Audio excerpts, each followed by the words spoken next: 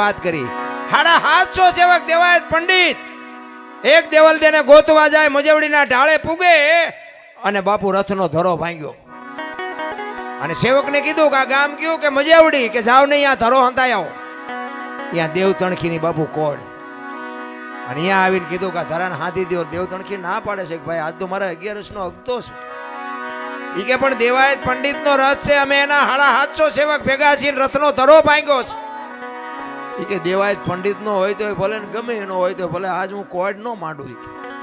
ઈ કે પણ કાંઈ કરતા, ઈ કે તમારા ગુરુ જો આવીને કદાચ દેવાયત પંડિત આવીને ઘણ ઉપાડે તો કે હાથી દઉં, બાકી હું નહીં ઉપાડું. દેવાયત પંડિત ને આવીને કીધું કે આવી રીતે એમ કે છે 11 નો હકતો છે ને હું નહીં હાથી દઉં. આવ્યા દેવાયત પંડિત,